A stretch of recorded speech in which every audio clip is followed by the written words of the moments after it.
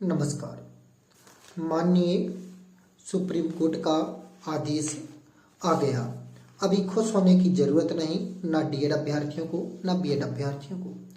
हम इस वीडियो में इन टॉपिक पर बात करेंगे। पहला टॉपिक हमारा रहेगा डीएड अभ्यर्थियों को ना बीएड अभ्यर्थियों को खुश होने की वर्तमान में ज़रूरत नहीं है। दूसरा टॉपिक है किसका पलड़ा भारी है, डीएड अभ्यर्थियों का या बीएड अभ्यर्थियों का। और तीसरा टॉपिक रहेगा कि जो आदेश है वह डीएड की ओर है बीएड की ओर। जब आदेश 8 अप्रैल 2024 को सुनवाई हुई थी, आप देख रहे थे कि हर जगह एक ही थंबनेल या यूट्यूबर से एक ही जानकारी दे रहे थे कि बीएड अभ्यर्थी जीत गया। हमने आपको ऑथेंटिक जानकारी दी थी कि ना तो पूर्ण रूप से डीएड जीता ना ही बीएड जीता, जो कि वर्तमान में 10 अप्रैल को आदेश आया उसमें स्पष्ट हो चुका है।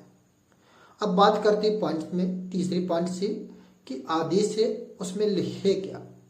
तो वर्तमान में जो आदेश आया है उसमें स्पष्ट तौर पर बताया है कि जो भर्ती सब्जेक्ट टू आउटकम नहीं है, अर्थात जो भर्ती प्रारंभ से हुई है उसमें किसी प्रकार का कोई भी केस नहीं है, ऐसी सभी भर्तियों के जो बीएड अभ्यर्थियों की जॉब या नौकरी सुरक्षित रखी जाती है।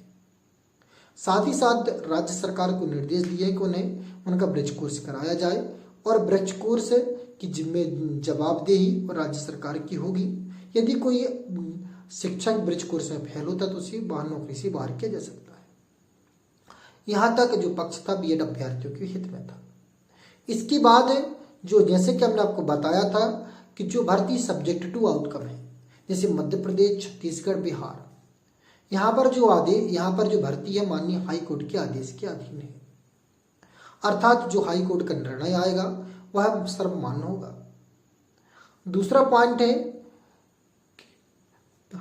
पॉइंट हमारा है अभी खुश होने की जरूरत नहीं है ना डीएड अभ्यर्थियों को ना बीएड अभ्यर्थियों को। तो इसका सबसे बड़ा कारण है क्योंकि जो अभी निर्णय है वह कोर्ट के आदेश के अधीन है। तो ना तो डीएड अभ्यर्थियों को खुश होने की जरूरत है ना ही बीएड अभ्यर्थियों को, क्योंकि निर्णय डीएड के पक्ष में भी जा सकता है, बीएड के पक्ष में भी जा सकता है।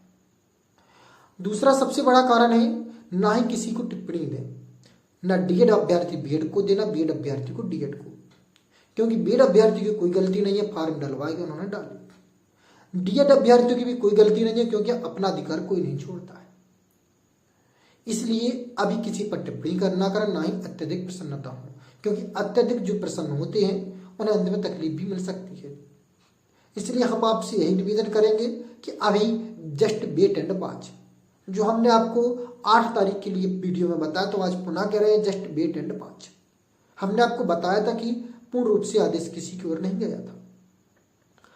अब बात कर रहे हैं पलड़ा किसका भारी है, डीएड अभ्यर्थियों का या बीएड अभ्यर्थियों का। तो डीएड अभ्यर्थियों को पलड़ा बेझिझक भारी है, इसमें किसी प्रकार का दुराव नहीं है। फिर भी हमें स्पष्ट तौर पर कहेंगे, फिर भी उन्हें अच्छी तरह से मजबूती से लड़ना पड़ेगा। कुछ हिस्सों में डीएड अभ्यर्थी का पलड़ा कमजोर है। तो सबसे पहले बात कर लेते कहां पर मजबूत है। मजबूत है माननीय छत्तीसगढ़ हाई कोर्ट, माननीय बिहार हाई कोर्ट, माननीय राजस्थान हाई कोर्ट, माननीय उत्तराखंड हाई कोर्ट। इन 4 हाई कोर्ट के आदेश आ चुके हैं जहां पर बीएड अभ्यर्थियों को बाहर कर दिया गया है।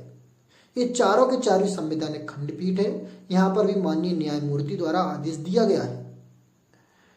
जब यहाँ पर आदेश आ चुका है तो यही आदेश मध्य प्रदेश में देखने मिल सकता है, क्योंकि वहां पर भी जो आदेश दिए गए वह न्यायमूर्ति के माध्यम से दिए गए और यहाँ पर भी जो आदेश दिए जाने हैं वह भी न्यायमूर्ति के आदेश के आधार पर दिए जाने हैं, क्योंकि 1 2 नहीं सीधे 4 आदेश आए।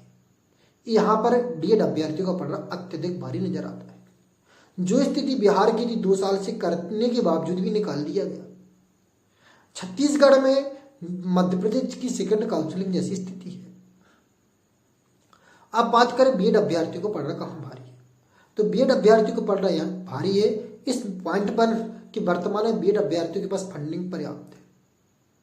डीएड अभ्यर्थी की स्थिति देखें तो फंडिंग पर्याप्त नहीं है। अभी पिछली 10 अप्रैल की भी सुनवाई में आप देख सकते हैं, जो सुनवाई हुई थी उसमें किस प्रकार की स्थिति थी।